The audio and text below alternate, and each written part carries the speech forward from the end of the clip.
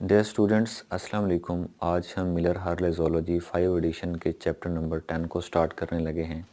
Chapter number 8 और chapter number 9 जो है वो हम कंप्लीट कर चुके हैं। तो आज हम डिस्कस करेंगे चैप्टर नंबर 10 का फर्स्ट लेक्चर, जो कि हमारे पास फाइलम है और उस फाइलम का नाम है फाइलम प्लेटीहेलमिन्थस। तो स्टूडेंट्स ये अगर हम डाटा के हवाले से बात करें तो ये काफ़ी लेंथी है फाइलम। इसकी 4 क्लासेस भी हैं और आगे उनके मेंबर्स भी हैं जिनको हमने एक्सप्लेन करना है।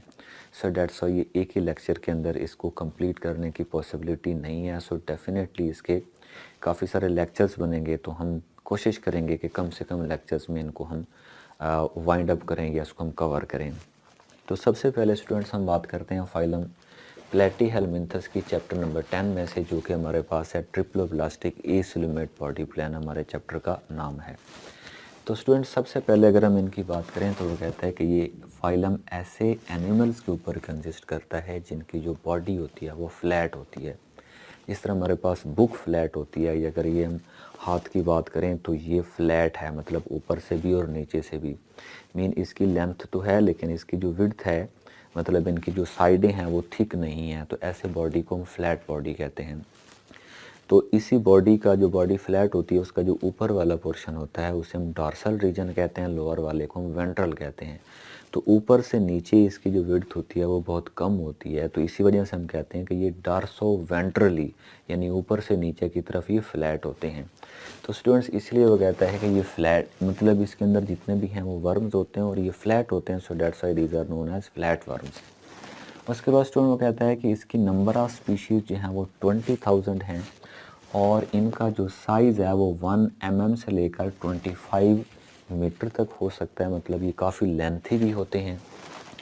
उसके बाद वो कहता है कि इनके अंदर मीज़ोडर्मली डिराइव्ड टिश्यूज़ जो होते हैं वो पेरेन्काइमा होते हैं। ये इंपॉर्टेंट बात है हमारे पास कि हमारे पास जो पहले हमने चैप्टर नंबर 8 और चैप्टर नंबर 9 के अंदर हमने जितने भी ऑर्गेनिजम्स पढ़े हैं वो सारे के सारे डिप्लोब्लास्टिक थे। मीन उनकी बॉडी जो है वो एक्टोडर्म और एंडोडर्म से मिलकर बनी थी। जबकि ये वाले जो एनिमल्स हैं इनके अंदर 3 जर्म लेयर्स होती हैं, आउटर वाली एक्टोडर्म, दरमियान वाली मीज़ोडर्म और उससे अंदर वाली एंडोडर्म। जबकि डिप्लोब्लास्टिक के केस में एक्टो और एंडो थी, जबकि दरमियान वाली जो है वो मीज़ोडर्म नहीं थी। उसके बाद स्टूडेंट्स अब वो कहता है कि इस मीज़ोडर्म से जो ड्राइव टिश्यूज़ होंगे, मतलब इससे जो टिश्यूज़ बनेंगे उनको हम पेरेन्काइमल टिश्यूज़ कहते हैं। उसके बाद स्टूडेंट्स हम देखते हैं कि इसकी क्लासेस कितनी हैं और वो कौन कौन सी हैं। तो वो कहता है कि इसकी 4 क्लासेस हैं। इसकी पहली क्लास को हम कहते हैं क्लास टर्बिलेरिया। उसके बाद दूसरी क्लास जो है इसे हम कहते हैं क्लास मोनोजीनिया। तीसरी हमारे पास जो क्लास है उसे हम कहते हैं क्लास ट्रीमाटोडा। चौथी हमारी जो क्लास है उसे हम कहते हैं क्लास सिस्टाइडिया। तो ये 4 क्लासेस हैं। तो इन 4 क्लासेस को भी हमारे सिलेबस में हमने डिस्कस करना है, चूँकि हमारे सिलेबस में चारों की चारों क्लासेस शामिल हैं। उसके बाद स्टूडेंट्स हम देखते हैं कि ये हमारे पास जो फाइलम प्लेटीहेलमिन्थस है इसके मेंबर्स भी बहुत सारे हैं, लेकिन उन तमाम मेंबर्स के, तमाम क्लासेस के जितने भी मेंबर्स हैं हम उनके वो करैक्टर डिस्कस करेंगे जो तमाम के अंदर कॉमन है और जनरली हर क्लास के अंदर पाए जाते हैं। तो इसीलिए हम डिस्कस करते हैं फाइलम प्लेटीहेलमिन्थस के जनरल कैरेक्टरिस्टिक्स को। तो स्टूडेंट सबसे पहली बात कि इनकी बॉडी फ्लैट होती है और वो डार्सो वेंट्रली फ्लैट होती है।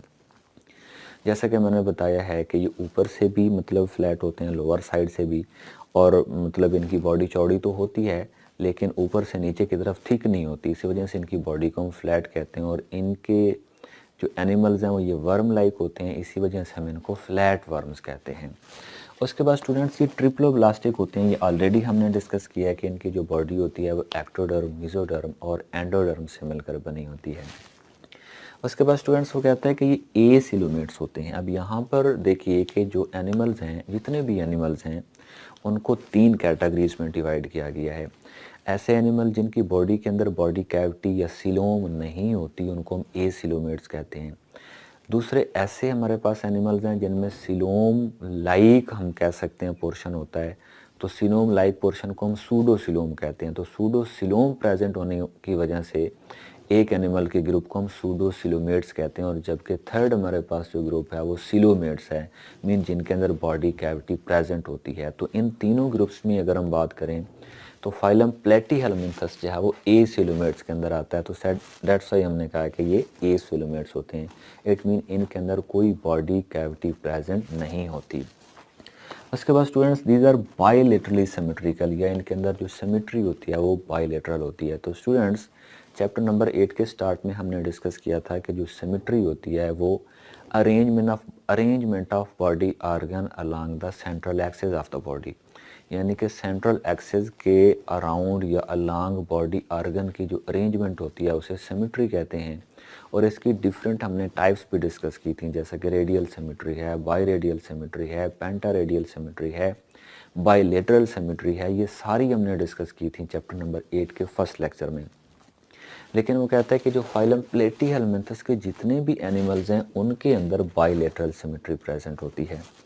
उसके बाद स्टूडेंट्स वो कहता है कि इनकी जो बॉडी होती है वो अनसेगमेंटेड होती है, मीन इनकी बॉडी के सेगमेंट्स नहीं होते।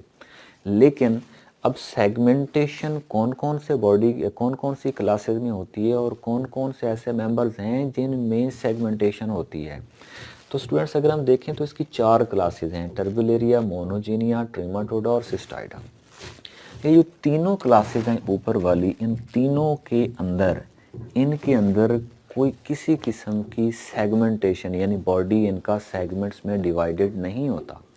जबकि ये जो क्लास सिस्टॉइडी है इसके अंदर कुछ ऐसे मेंबर्स हैं जिसमें सेगमेंट लाइक पोर्शन बनते हैं, मोस्टली वो रिप्रोडक्टिव पोर्शंस होते हैं, उनको हम स्ट्रोबिला कहते हैं। तो स्ट्रोबिला प्रेजेंट होने की वजह से उसकी अरेंजमेंट को हम स्ट्रोबिलाइजेशन कहते हैं। वो रिजेंबल करती है सेगमेंटेशन के। सो डेट्स हम ये कह सकते हैं कि ये सारे के सारे अनसेगमेंटेड हैं, जबकि एक क्लास सिस्टॉइड्स ऐसी है सिस्टॉइड्स की जिनके अंदर हम कहते हैं कि सेगमेंटेशन कुछ ना कुछ प्रेजेंट होती है स्ट्रोबिलाइजेशन या स्ट्रोबिलाई की फॉर्म में। उसके बाद जैसे कि यहाँ पर हमने लिखा है कि ये स्ट्रोबिलेटेड होते हैं। अब यहाँ पर हम ये देखते चलें कि ये स्ट्रोबिला होते क्या हैं। जैसे कि मैंने बताया कि इनकी बॉडी अनसेगमेंटेड होगी, लेकिन इसके कुछ पार्ट्स होंगे जो सेगमेंट्स बनाएंगे और वो ओनली रिप्रोडक्टिव सेगमेंट्स होते हैं और उनको हम स्ट्रोबिला कहते हैं। तो उनकी प्रेजेंस की वजह से हम कहते हैं कि जो क्लास सिस्टॉइडी है उसके अंदर सेगमेंटेशन होती है। जैसा कि हम कहते हैं कि ये पूरा बॉडी है, यहाँ पर देखें यहाँ तक तो इसके अंदर कोई सेगमेंटेशन नहीं है, लेकिन इनका जो लोअर पार्ट्स होते हैं ये रिप्रोडक्टिव पार्ट्स होते हैं, तो ये छोटे छोटे पार्ट्स बना रहे हैं। तो इनमें से हर एक पार्ट को हम कहते हैं स्ट्रोबिलाई। तो अब देखें ये सेगमेंट लाइक अरेंजमेंट बना रहे हैं, हालांकि ये कंप्लीट सेगमेंटेशन नहीं है। तो इन स्ट्रोबिलाई की प्रेजेंस की वजह से हम कहते हैं कि ये लुक लाइक सेगमेंटेड। और इस किस्म की अरेंजमेंट यानी कि प्रेजेंस ऑफ स्ट्रोबिला की वजह से इस अरेंजमेंट को हम स्ट्रोबिलाइजेशन कहते हैं। उसके बाद स्टूडेंट्स हम देखते हैं कि इनके अंदर जो डाइजेस्टिव कैविटी है, इनके अंदर जो डाइजेस्टिव कैविटी है यानी कि इनके अंदर जो डाइजेस्टिव सिस्टम है वो कहता है कि इनकम्प्लीट होता है। अच्छा, तो कंप्लीट डाइजेस्टिव सिस्टम कौन सा होता है? कंप्लीट डाइजेस्टिव सिस्टम ऐसा सिस्टम होता है जिसमें माउथ से खुराक जाती है और एनस से बॉडी से खुराक अनडाइजेस्टेड वेस्ट बॉडी से निकल जाता है। तो ऐसे सिस्टम को हम कंप्लीट डाइजेस्टिव सिस्टम कहते हैं। But in case of incomplete digestive system, mouth ही वो ओपनिंग होती है जिसमें से खुराक बॉडी में जाती है और आफ्टर द डाइजेशन जो अनडाइजेस्टेड वेस्ट होता है वो भी माउथ से ही बॉडी से बाहर निकलता है। यानी कि डाइजेस्टिव सिस्टम की अगर एक ही ओपनिंग हो तो ऐसे डाइजेस्टिव सिस्टम को हम क्या कहते हैं? Incomplete digestive system. तो वो कहता है कि इनके अंदर गट या डाइजेस्टिव सिस्टम इनकम्प्लीट होता है, कंप्लीट नहीं होता। लेकिन वो कहता है कि ये यूजली एब्सेंट भी होता है सिस्टोड के अंदर। अब हम देखें ना तो ये वाली जो इनकी 4th क्लास है ये बाकी क्लासेस से रदर डिफरेंट है। जैसा कि बाकी सब के अंदर सेगमेंटेशन नहीं है तो इसमें स्ट्रोबिलाइजेशन है। अब बाकी सब के अंदर इनकम्प्लीट डाइजेस्टिव सिस्टम है, लेकिन सिस्टोड के कुछ ऐसे मेंबर्स हैं जिनमें टोटली तौर पर डाइजेस्टिव सिस्टम है ही नहीं। उसके बाद वो कहता है कि इनके अंदर अगर हम बात करें तो सेफलाइजेशन होती है। सेफलाइजेशन मीन फॉर्मेशन ऑफ हेड। तो अगर हम बात करें डिप्लोब्लास्टिक एनिमल में, अगर हम हाइड्रा की बात कर लें या सिफोजोन्स की बात कर लें या गनोनियोमस की बात कर लें, तो उनके अंदर हमें कोई स्पेसिफिक हेड नज़र नहीं आता था। लेकिन इनके अंदर चूँकि फॉर्मेशन ऑफ हेड हो रही है लेकिन इतनी कम्प्लेक्स नहीं है, तो फॉर्मेशन ऑफ हेड को ही हम सेफलाइजेशन कहते हैं। तो वो कहता है कि ये इनके अंदर किसी हद तक सेफलाइज्ड एंटीरियर पार्ट होता है, मतलब इनमें कुछ ना कुछ हेड वाली एंटीरियर साइड होती है। सो डेट्स व्हाई हम क्या कहते हैं, समवट सेफलाइज, मतलब इनके अंदर कुछ ना कुछ हेड की फॉर्मेशन हो चुकी है। उसके बाद वो कहता है कि जो एंटीरियर एंड होता है उसमें सेरेब्रल गैंग्लिया होते हैं। अब स्टूडेंट बात ये है कि एंटीरियर क्या होता है। हमेशा जो माउथ वाली साइड होती है, जो हमारे हेड वाली साइड होती है, उसे हम एंटीरियर रीजन कहते हैं। जो हमारी टेल वाली साइड होती है उसे हम पोस्टीरियर कहते हैं। हमारी जो बैक वाली साइड होती है उसे हम डॉर्सल कहते हैं। और जो हमारी जो बेली वाली, जो पेट वाली साइड होती है उसे हम वेंट्रल कहते हैं। तो वो कहता है कि इनके अंदर जो एंटीरियर रीजन है, यानी कि जो हेड रीजन है, वहाँ पर गैंग्लिया होते हैं। और सेरिब्रल वर्ड जो है वो हमारे पास नर्वस सिस्टम के लिए इस्तेमाल किया जाता है। तो गैंग्लिया क्या होते हैं, गैंग्लिया एक्चुअली हमारे पास नर्वस सिस्टम का पार्ट हैं। यानी कि अगर बहुत सारे न्यूरॉन सेल्स इकट्ठे हो जाएं और उनके जो सेल बॉडीज़ हैं वो एक ही जगह पर कलेक्ट हो जाएं, तो एग्रीगेशन ऑफ सेल बॉडीज़ को हम गैंग्लिया कहते हैं। और अगर कहीं पर एक्सोन्स इकट्ठे हो जाएं तो उसे हम नर्व कहते हैं। तो इसलिए वो कहते हैं कि जो इनका नर्वस सिस्टम है उनके अंदर सेरिब्रल गैंग्लिया प्रेजेंट होते हैं। उसके बाद स्टूडेंट वो कहता है कि इनके अंदर लॉन्गिट्यूडनल नर्व कॉर्ड्स भी होती हैं। लॉन्गिट्यूडनल नर्व कॉर्ड्स कौन सी होती हैं, ऐसी नर्व कॉर्ड जो along the length of the body run करती हैं, यानी कि हेड से लेकर इनका जो एबोरल पोर्शन होता है वहाँ तक। जैसा कि अगर हम इस तरीके से बात करते हैं कि ये इनका हेड रीजन है, तो ये इनका लॉन्ग है बॉडी, मतलब अगर हम यहाँ से लेकर यहाँ तक जाएँ तो ये बॉडी की लेंथ है। तो बॉडी की लेंथ वाइज नर्व कॉर्ड्स इस तरीके से रन कर रही होती हैं, तो इसे हम क्या कहेंगे, लॉन्गिट्यूडनल। तो चूँकि ये नर्व कॉर्ड प्रेजेंट हैं तो इसी वजह से हम कहते हैं कि लॉन्गिट्यूडनली इनके अंदर जो नर्व कॉर्ड्स हैं वो प्रेजेंट होती हैं। उसके बाद स्टूडेंट्स हम इनकी बात अगर करें कि इनके अंदर जो एक्सक्रीटरी या ओस्मो रेगुलेटरी स्ट्रक्चर्स कौन सी हैं। एक्सक्रीटरी वो स्ट्रक्चर्स होती हैं जो बॉडी के वेस्ट मटेरियल को निकालती हैं। जैसे कि अगर हम बात करें ह्यूमन के अंदर तो किडनीज़ हैं, किडनीज़ के अंदर नेफ्रॉन है जो कि ब्लड की फिल्ट्रेशन करते हैं और जो वेस्ट मटेरियल है उसको यूरिन की फॉर्म में बॉडी से बाहर निकालते हैं। तो इनके अंदर किडनी तो नहीं है, लेकिन एक्सक्रीटरी या ओस्मो रेगुलेटरी स्ट्रक्चर्स हैं जिनको हम प्रोटोनेफ्रिडिया कहते हैं। उसके बाद स्टूडेंट्स हम इनकी अगर हम रिप्रोडक्शन की बात करें तो वो कहते हैं कि ये हर्माफ्रोडिटिक होते हैं। तो स्टूडेंट्स इम्पोर्टेंट टर्म है, इसको समझ लीजिएगा। हर्माफ्रोडाइट बॉडी ऐसा बॉडी होता है जिसमें एक ही बॉडी के अंदर दोनों सेक्सेस प्रेजेंट होते हैं, यानी कि मेल सेक्स और फीमेल सेक्स एक ही बॉडी के अंदर हों, तो ऐसे बॉडी को हम हर्माफ्रोडाइट बॉडी कहते हैं। और याद रखिए स्टूडेंट्स, हर्माफ्रोडाइट बॉडी को हम मोनोइशियस भी कहते हैं। तो ये स्टूडेंट्स इनके जनरल करेक्टरिस्टिक्स थे फाइलम प्लेटीहेलमिन्थस के। अब हम इसी की जो पहली क्लास है, क्लास टर्बुलेरिया, इसको हम स्टार्ट करते हैं। हम इसको कंप्लीट नहीं कर पाएंगे क्योंकि ये बहुत लेंथी क्लास है, तो जितना हम पढ़ सकते हैं हम इसको पढ़ते हैं इस लेक्चर के अंदर। तो सबसे पहले स्टूडेंट्स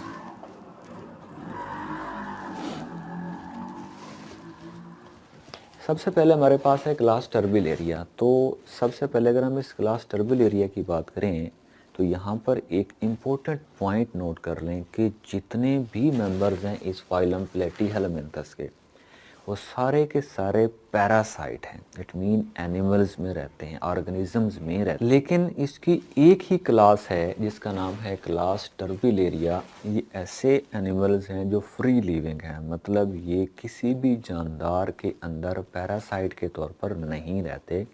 ये फ्रीली इन्वायरमेंट में, या तो ये मैरीन इन्वायरमेंट में होंगे, या ये फ्रेश वाटर इन्वायरमेंट में होंगे, या ये आम तौर पर टेरेस्ट्रियल इन्वायरमेंट जहाँ पर ह्यूमिडिटी होगी, नमी ज़्यादा होगी, वहाँ पर होंगे। मतलब ये किसी एनिमल्स में नहीं होंगे।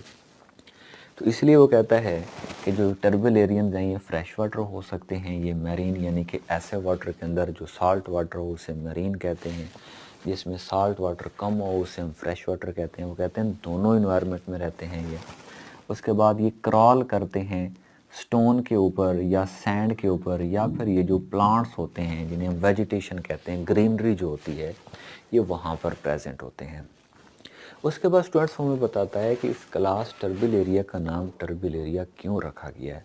वो कहता है इसलिए इसको हम टर्बुलेरियंस कहते हैं क्योंकि इसकी बॉडी के ऊपर सीलिया होते हैं।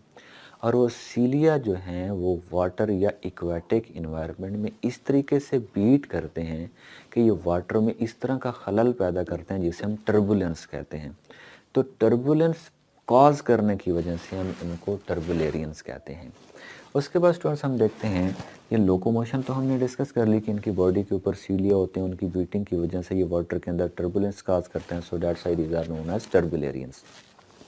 उसके बाद स्टूडेंट्स अगर हम इनकी नंबर ऑफ़ स्पीशीज़ की बात करें तो 3000 नंबर ऑफ़ स्पीशीज़ हैं इन टर्बुलेरियंस की। उसके बाद अगर हम इनकी फीडिंग की बात करें तो ये प्रीडेटर हैं और स्कैवेंजर हैं।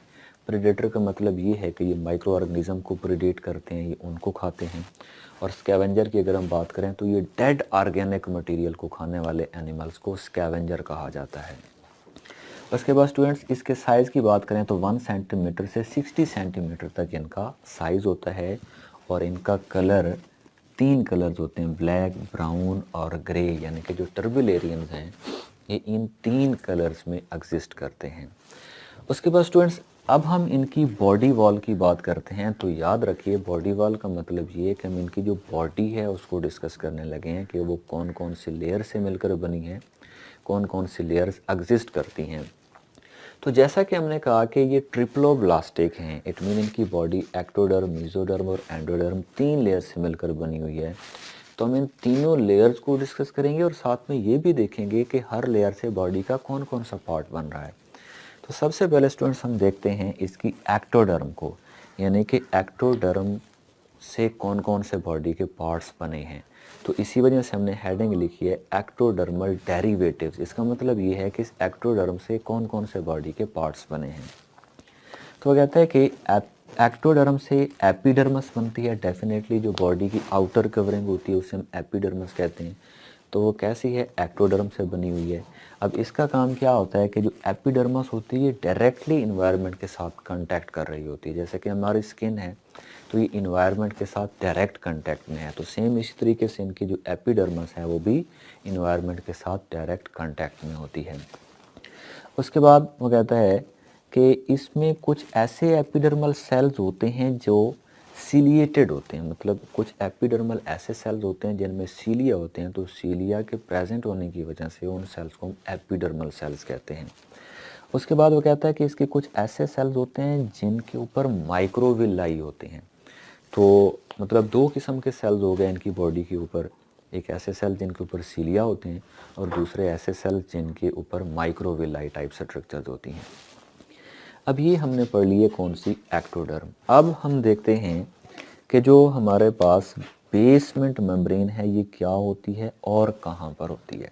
तो स्टूडेंट्स बात ये है, अगर हम यहाँ पर देखें तो ये आउटर जो ग्रीन कलर में हमें नज़र आ रही है ये एक्चुअल में इनकी एपिडर्मस है, एपिडर्मस। अब इसी एपिडर्मस के दरमियान एक लेयर होती है, इस लेयर को हम कहते हैं बेसमेंट मेम्ब्रेन। तो ये जो बेसमेंट मेम्ब्रेन है ये एक्चुअल में एपिडर्मस को जो एंडोडर्म, जो मेसोडर्म है उससे सेपरेट कर रही है। तो इट मीन कि ये जो हमारे पास बेसमेंट मेम्ब्रेन है इसका काम है एपिडर्मल टिश्यूज़ को एंडोडर्मल या मेसोडर्मल टिश्यू से सेपरेट करना। तो इसलिए हमने कहा कि जो बेसमेंट मेम्ब्रेन है it separate the मेसोडर्मली derived tissues, यानी कि ये सेपरेट करती है किसको, मेसोडर्मली डिराइव्ड टिश्यूज़ को एक्टोडर्मली डिराइव्ड टिश्यूज़ से। तो वो कहता है कि ये 2 किस्म के मसल्स को भी साथ में कवर कर रही होती है। कौन से मसल्स होते हैं, सर्कुलर मसल्स और लॉन्गिट्यूडनल मसल्स। अब यहाँ पर स्टूडेंट्स बात ये है, अब हम देखते हैं कि इनकी बॉडी के अंदर जो मसल्स हैं वो कौन कौन से होते हैं। याद रखिए इनमें ओब्लिक मसल्स होते हैं, इनके अंदर सर्कुलर मसल्स होते हैं, इनके अंदर लॉन्गिट्यूडनल मसल्स होते हैं। अब हमने देखना है कि इन दोनों को डिफ्रेंशिएट कैसे करते हैं। अब गौर से देखिएगा स्टूडेंट, अगर ऐसा हो कि राउंड इन शेप जो मसल्स होते हैं उनको हम क्या कहते हैं, सर्कुलर मसल्स। यहाँ पर देखिएगा कि ये हमारे पास जो मसल्स हैं, these muscles are circular muscle. क्यों, क्योंकि ये सर्कल में प्रेजेंट हैं। और इनसे ये वाले जो मसल्स निकल रहे हैं इनको रेडियल मसल्स भी कहते हैं या इनको लॉन्गिट्यूडनल मसल्स भी कहते हैं, क्योंकि ये along the length of the body होते हैं। ये मैंने क्रॉस सेक्शन में आप लोगों को बताया है। तो मोस्टली इनके अंदर सर्कुलर और लॉन्गिट्यूडनल दो किस्म के मसल्स होते हैं, लेकिन कुछ स्पीशीज़ के अंदर ओब्लीक मसल्स भी होते हैं। ओब्लीकली प्रेजेंट मसल्स ऐसे होते हैं जो थोड़े से कर्व्ड फॉर्म में होते हैं। उसके बाद स्टूडेंट्स हम इसकी गैस्ट्रोडर्म को पढ़ते हैं, यानी कि एक्टोडर्म को तो हमने पढ़ लिया। अगर हम गैस्ट्रोडर्मस की बात करें तो ये ऐसी लेयर है जो एक्चुअल में मेसोडर्मली डिराइव्ड होती है, यानी कि मेसोडर्म से बनी होती है। तो वो कहता है कि इसके अंदर लूजली ऑर्गेनाइज्ड सेल्स होते हैं और जो कि इनकी पेरेन्काइमटस या जो दरमियान वाली जो मेसोडर्म है उससे बनते हैं। अब हम देखते हैं स्टूडेंट्स इसकी लास्ट लेयर जो कि हमारे पास कौन सी है, एंडोडर्मल डेरिवेटिव्स, यानी कि बॉडी के कौन से ऑर्गन एंडोडर्म से बनते हैं। तो यहाँ पर एक कन्फ्यूजन क्रिएट होगी, उससे कंफ्यूज नहीं होना। वो कहता है कि जो इनर मोस्ट लेयर है वो हमारे पास कौन सी है, गैस्ट्रोडर्मस। अब इनर मोस्ट जो लेयर है वो गैस्ट्रोडर्मस है, यानी कि ये प्रेजेंट अंदर की तरफ है और गैस्ट्रोडर्मस आमतौर पर डाइजेस्टिव कैविटी बनाती है। तो ये जो गैस्ट्रोडर्मस है ये एक्चुअल में निकली कहाँ से है, एंडोडर्म से। तो इसका मतलब है कि इनकी जो गैस्ट्रोडर्मस है वो इट सेल्फ खुद से नहीं बनी, बल्कि उसकी फॉर्मेशन कैसी हुई है कि एंडोडर्म से कुछ सेल्स निकले हैं और उन्होंने गैस्ट्रोडर्म बना दी है। तो इसलिए हमने कहा है कि गैस्ट्रोडर्मस इज डिराइव्ड फ्रॉम एंडोडर्म। अब हम देखते हैं कि इनकी जो गैस्ट्रोडर्मस है जो कि एंडोडर्मली डिराइव्ड टिश्यूज से बनी है, इसके अंदर कौन कौन सी चीज़ें हैं। तो वो कहता है कि इसके अंदर डाइजेस्टिव कैविटी होती है। Digestive cavity definitely enzyme secrete करती है और वो एंजाइम खुराक की डाइजेशन करते हैं। और ये जो डाइजेस्टिव कैविटी है वो डाइजेस्टेड प्रोडक्ट को साथ में जज़ब भी करती है। जैसा कि हमारी खुराक बॉडी स्टमक में जाती है, फिर स्मॉल इंटेस्टाइन में जाती है, तो वहाँ से डाइजेस्टेड फूड जो है हमारे ब्लड में एब्जॉर्ब हो जाता है और हमारे बॉडी के ऑल पार्ट्स में चला जाता है। तो सेम इसी तरीके से डाइजेस्टिव कैविटी फूड को डाइजेस्ट भी करेगी, एंजाइम भी सेक्रेट करेगी और साथ में जो डाइजेस्टेड फूड है उसको एब्जॉर्ब भी करेगी। स्टूडेंट्स, इनकी जो बॉडी है इसका वो पोर्शन जो अर्थ को या सबस्ट्रेट को फेस कर रहा होता है उसके ऊपर कुछ स्पेसिफिक सेल्स होते हैं। अब हम उनको डिस्कस करते हैं।